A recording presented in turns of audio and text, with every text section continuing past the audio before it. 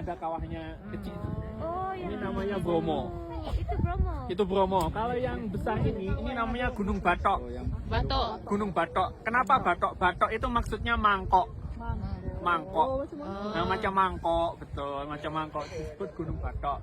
Yang gunung paling tinggi itu namanya Gunung Semeru. Itu yang paling tinggi di Pulau Jawa, 3.800 lebih. Yang paling tinggi di Pulau Jawa. Kemudian itu bisa didaki 3 hari 2 malam biasanya. Itu aktif lagi? Sudah aktif, semuanya masih aktif. Masih aktif? Semuanya masih aktif. Kalau yang Semeru itu barusan erupsi. Januari, setiap Januari dia erupsi.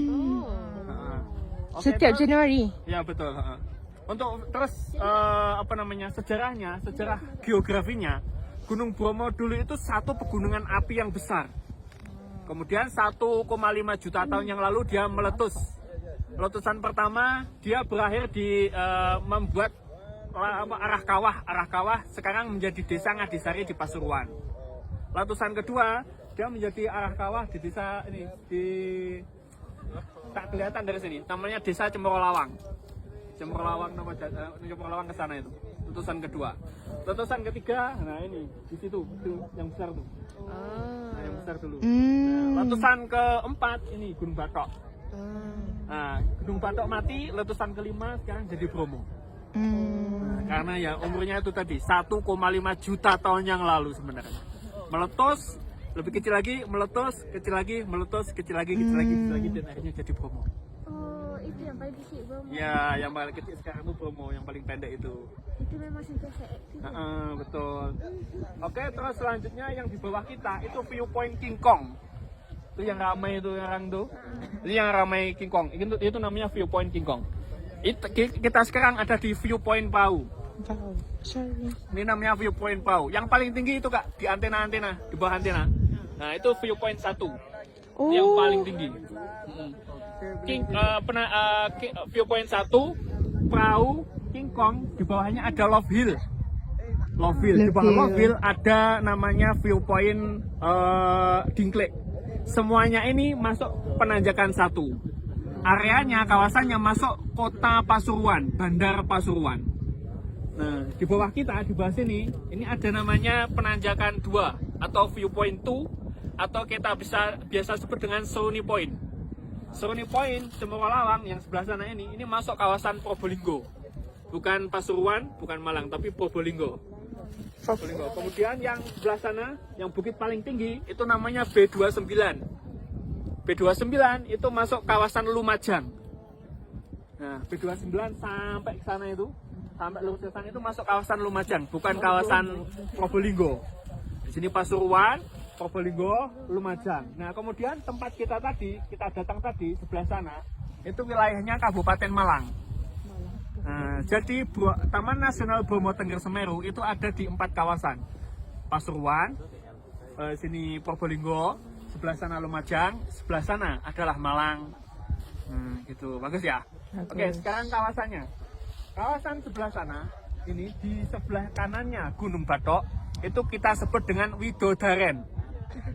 Widodaren. Kenapa Widodaren? Karena di situ, di gunung yang ada garis-garisnya, itu ada gua kecil. Gua kecil itu di dalam gua ada mata air. Mata air yang selalu ada meskipun di musim kering.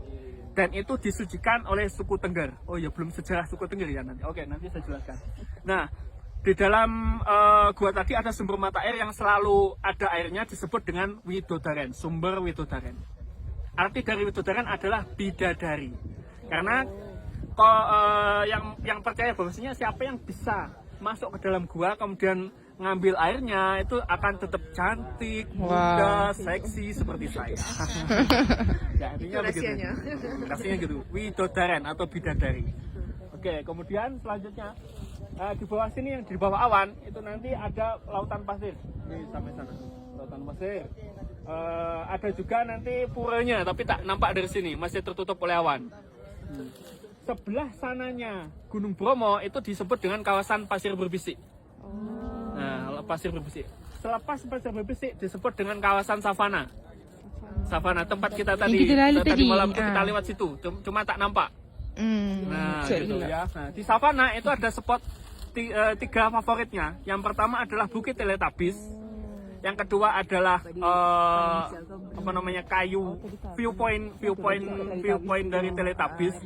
Itu ada pokoknya gitu Kak, pokok yang tinggi. Nah di situ kita biasanya camping di situ. Kemudian yang ketiga di Watu apa namanya, lupa saya. Watu Gede, di Watu Gede, situs Watu Gede. Nah ini juga viewpoint juga. Nah ini tadi semua adalah yang dalam kawasan Bromo. Oke, sekarang sejarahnya Gunung Bromo menurut budaya. Bromo itu diambil dari bahasa namanya Brahmana. Brahmana, Hindu. Ya.